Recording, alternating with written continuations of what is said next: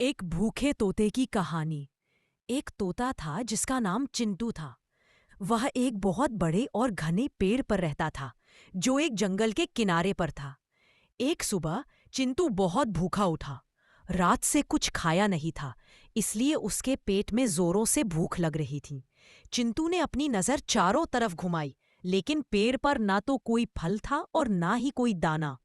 अब मुझे कुछ ढूंढना पड़ेगा, उसने मन में सोचा और मजबूरी में अपने पेड़ से उड़ चला। उड़ते उड़ते वह एक सुंदर बागीचे में पहुंचा, जहां एक पेड़ पर लाल लाल अमरूद लगे थे।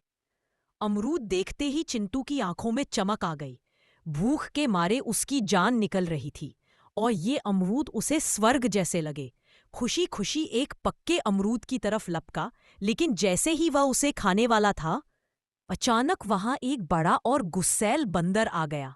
बंदर ने जोर से चिल्लाया। बंदर की आवाज सुनकर चिंटू डर गया और डर के मारे जल्दी से वहां से उड़ गया। उदासी और निराशा के साथ चिंटू फिर से उड़ने लगा और अंत में एक छोटे से घर के पास पहुंचा। उसने देखा कि खिड़की थोड़ी सी खुली हुई है। अंदर झांकने पर चिंटू ने देखा कि एक थाली में सफेद चावल का रखे हैं।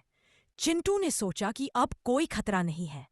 वह धीरे से खुली खिड़की से अंदर गया और जल्दी जल्दी थाली में से चावल के दाने चुगने लगा। उसने इतने चावल खा लिए कि उसका पेट पूरी तरह भर गया और उसकी भूख मिट गई। पेट भरने के बाद चिंटू बहुत खुश हुआ।